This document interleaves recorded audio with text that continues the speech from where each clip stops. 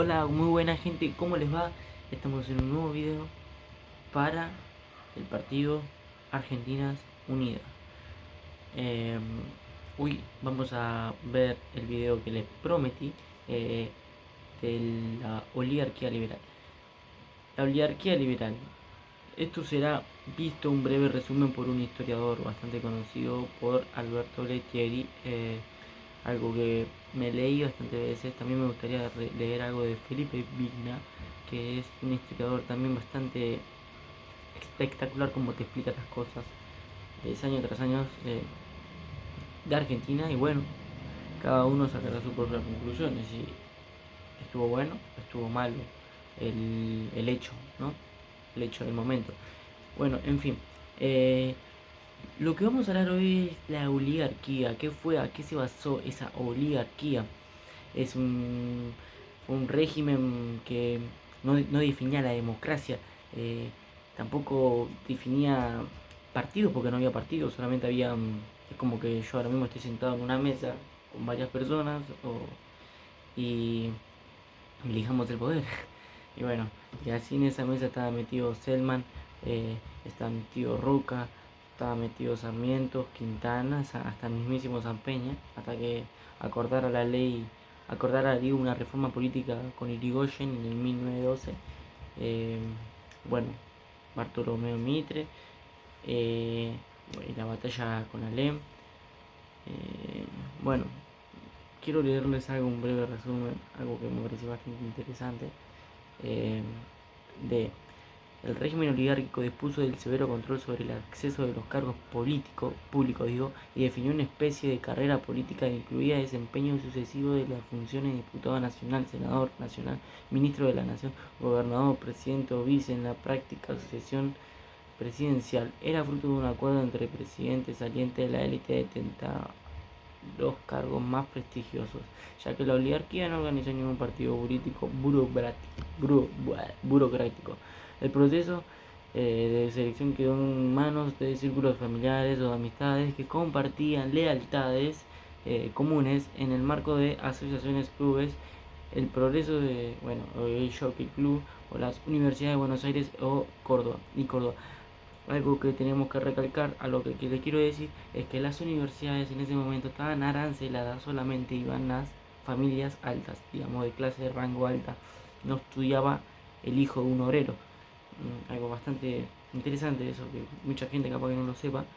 La retórica oficialista elogiaba el ejercicio de estas prácticas restrictivas, algo que, aclaro, las universidades estaban de acuerdo que el hijo de un obrero no vaya a las universidades, solamente tenían que ser capacitados para los que estaban capacitados, eh, el hijo de un rico, ¿no? Por así decirlo.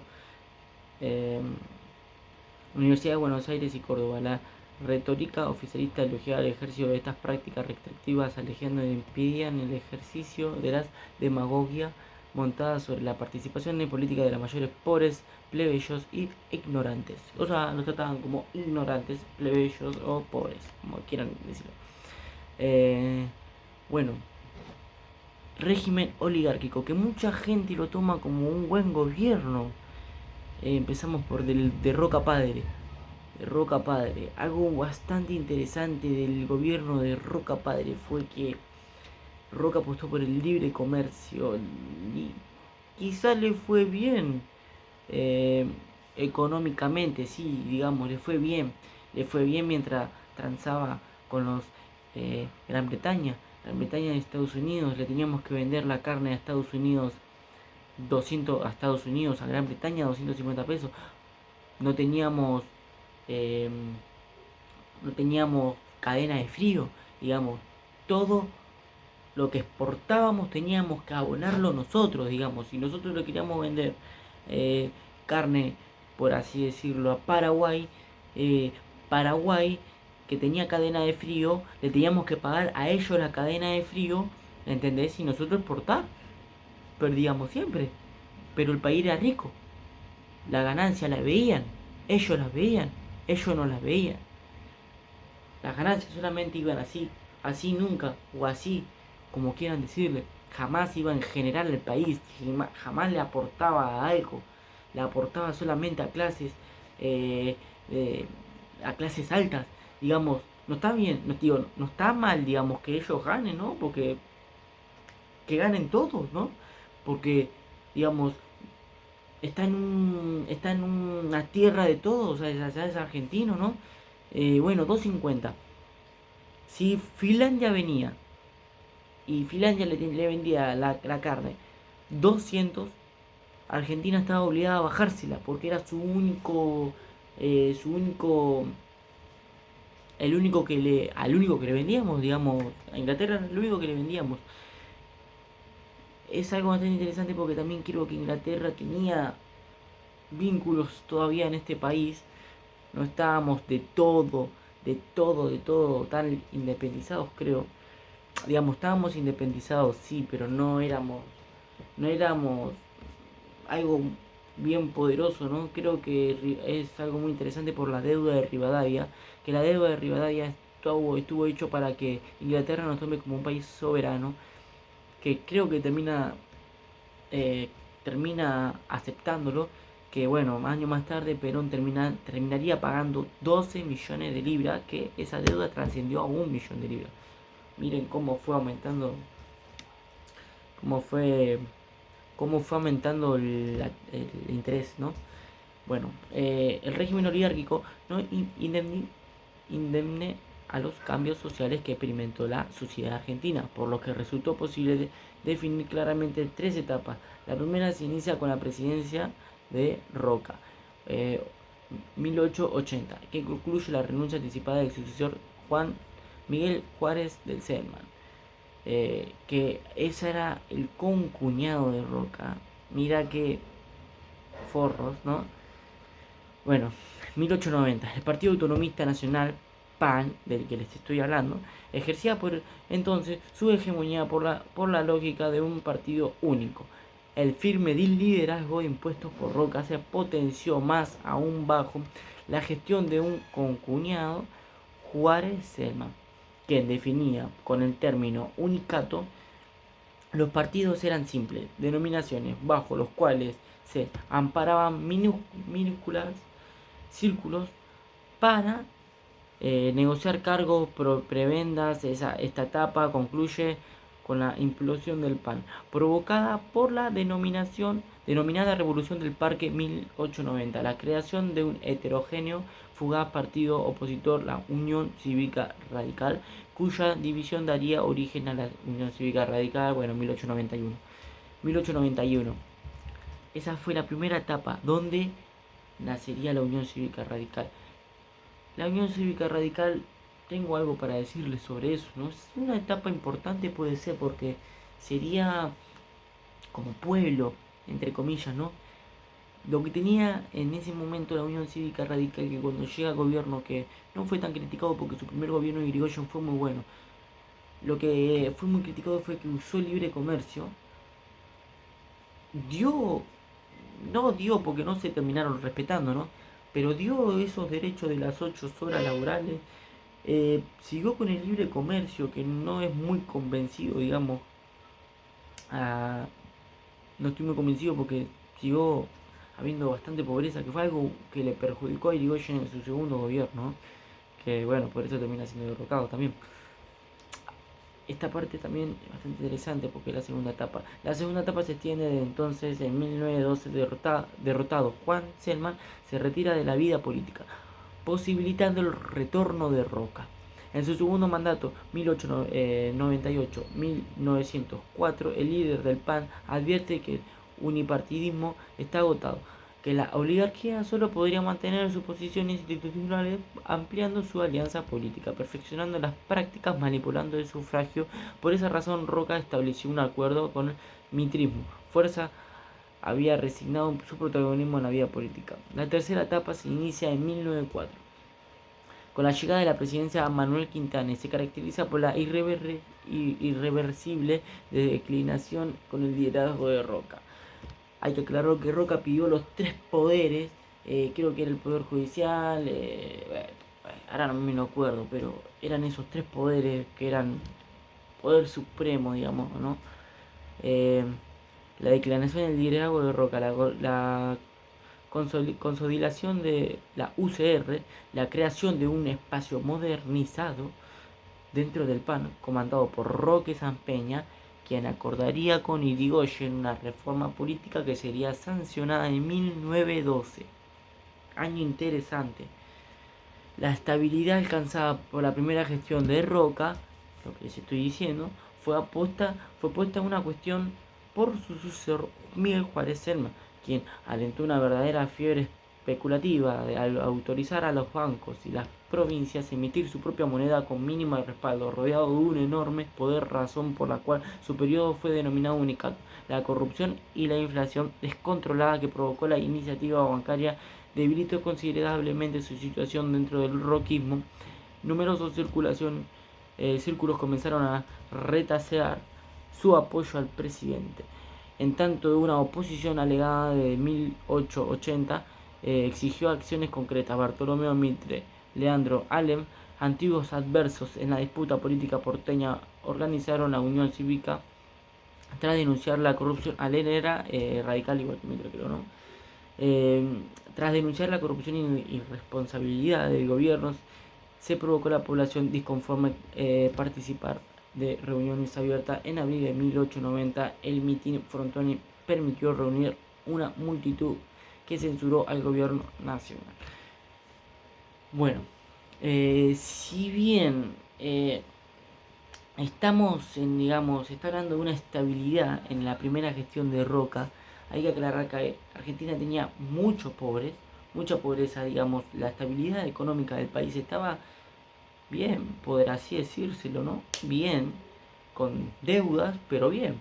La estabilidad no perjudicaba, esa deuda no perjudicaba a la estabilidad del país. Pero en ese momento había un empresario, no me acuerdo el nombre, si les digo les miento, pero había un empresario en donde el empresario hizo unas encuestas. Fue a hacer una entrevista a los hijos de los niños ricos, a las familias ricas, y estaban bien alimentados, o sea, no sufrían de alguna necesidad, ¿no? Fue a hacerle entrevistas a los hijos de los niños obreros y resulta que los hijos del obrero sufrían desnutrición, algo que hoy, si hoy nos ponemos a pensar de eso y diríamos, wow, qué loco, ¿no? O sea, pobre niño.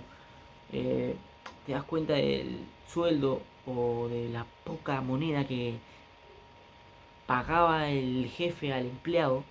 El empleador no tenía problema en pagarle poco o acorde a lo que había, o inflación o cualquier cosa, no importa.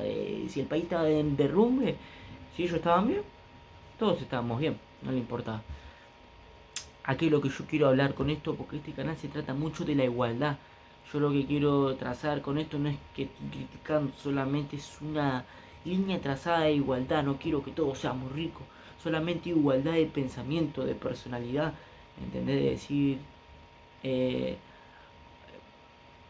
estamos bien políticamente, ganamos, tenemos bastante dinero, ingresos, exportamos, vendemos, ganamos, no importa, bueno, te subimos el sueldo. ¿Para qué vivas si el obrero lo que quiere es vivir bien con su familia, consumir y no más de eso que tener unas dignas vacaciones? Si no había consenso de desplazar al presidente roquismo, la oposición desentía en su objetivo. Roca y Pellegrini se contentaban con su deposición para preservar al régimen tal funcional. Allen exigía cambios significativos y Mitre, como siempre, estaba dispuesto a acordar con el mejor postor. La revolución estalló el 26 de julio de 1890. Aclaro, no dije que Allen y Mitre estaban en guerra, ¿no? O sea, malinterpreté, fue otra guerra. Creo que la guerra del desierto, pero esa fue de Roca, fue por las tierras, ¿no? En ese momento lo más rico era la tierra. Fue derrotado por su mala organización. Aclaro, no había organizaciones, eso es algo que lo vengo a aclarar. No había, digamos, algo concreto, no había algo organizado, ¿no? Algo que también me llama mucho la atención fue Lisandro Latorre, un socialista bastante interesante de escucharlo, ¿no? Siempre apostó por las ideas de darle más pretensiones al trabajador, ¿no? Darle un poquito más de progreso, ¿no? Para ese momento de lo que habrá sido. Por eso un diputado lo termina salvando de un disparo, ¿no? Es una historia bastante interesante esa. Juárez Selman debió renunciar y el vicepresidente Pellegrini asumió la conducción del país con el respaldo de Roca y Mitre. Alem aparecía con el único derrotado, sin embargo, con los sectores medios del ascenso demandaban transparencia electoral, el ejercicio efectivo de sus derechos políticos. No había transparencia electoral. El que votaba, vos querías votar al centro y lo que estaban ahí te decían, ¿querés votar a Pellegrini? Votamos a Pellegrini. Pip, pip, pip. Ya está. Si no, pip, a la mierda todo. Pellegrini hace una conducción al respaldo. Apareció como el único. Mitre Alem apareció como el único derrotado. Sin embargo, los sectores medios de consenso demandaban transparencia electoral, derecho político, y que serían canalizados a través de la creación de dos partidos de funcionamiento permanente: el Partido Socialista y la UCR. Aclaro. UCR. Partido Autonomista, Demócrata, Socialista. Eran 4 divisiones donde el socialismo era la más mierda de todo en ese momento. ¿A qué es lo que yo quiero referirme con la más mierda de todo? Que el socialismo no tenía una cabeza, un hombre que digamos, pesa, o en ese momento el socialismo no existía, no había pasado nadie en el socialismo. Digamos, la UCR tenía nombres fuertes como Irigoyen, habrá tenido Alvear en sí momento, ¿no? Que Alvear terminó siendo también un maldito conservador, pero es todo algo así, toda una trayectoria, ¿no? Estas tensiones, contradicciones no tardarían en causar hondas brechas dentro de un régimen que marchaba paso firme hacia el colapso, terminaría imponiendo una profunda reforma política que quedó expresada con la aprobación de la Ley Sanz Peña. 1912. La Ley Sanz Peña consistió en hacer el padrón, el voto obligatorio y no decírselo a nadie.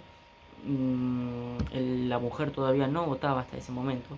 Qué bueno que Irigoyen no gana después, pero después termina ganando Irigoyen electoralmente, el primer presidente electoral constitucional Urquiza y presidente Rivadavia. Los tres presidentes, primer presidente Rivadavia, primer presidente constitucional Urquiza y primer presidente electoral Irigoyen. Era algo bastante interesante, bueno, como los que acabé de decir, que la economía, si bien mucha gente lo toma como que Roca fue un buen presidente, quizá lo fue en el término económico, entre comillas, porque ya les dije, exportaba tan mal que le daba beneficios, pero ¿cómo ustedes van a decir? Pero ¿cómo que portaba mal si le daba beneficios? Claramente esos beneficios solamente eran para ellos, y ni siquiera para ellos, solamente para las clases altas. Y vos decís, pero ¿por qué hay que tocarle el bolsillo? No, no hay que tocarle el bolsillo, sino que ellos tendrían que pagarle al que los está haciendo generar, ¿no? La mano de obra argentina, no había, digamos, no existía la mano de obra argentina. Lo que quiero decir con la mano de obra argentina, el que lo tenía encerrado en una fábrica, no tenía una mierda. En cambio, la mano de obra argentina hasta ese momento no existía. Y bueno, era todo, más que nada, todo privatizado, ¿no? Los ferrocarriles, todo. No había nada argentino. Muy poquitas cosas se crearon aquí, pero no más de eso, ¿no? No sé si se entendió o un breve resumen a lo que yo quiero referirme, ¿no? Otro momento estaríamos hablando más perfeccionismo, ¿no? Sobre esto. Algo bastante interesante que les voy a recomendar es algo un presidente como Ilia. Ilia es un presidente que me gusta, que me gustó, ni bien ni mal. Me gustó las actitudes que tomó de patriotismo, ¿no? Pero bueno, gente, lo dejo por acá. Se va a hacer muy largo, pero espero que los vean. La verdad que esto tiene que ser algo muy grande y bastante poderoso, porque nosotros vamos a llegar a corromper esta cadena de brechas que está Y espero que ustedes puedan corromper también y puedan ser una generación bastante poderosa. Poderosa en el sentido de que podamos estar todos unidos, todo bastante poderoso. Y miren, se me pone la piel de gallina, pero yo sé que ustedes van a corromper con esta mierda de generaciones que vienen corrompiéndose y haciendo mierda al país año tras año. Muchas gracias y les deseo suerte a todos y un buen fin de semana. Hasta luego, argentinos.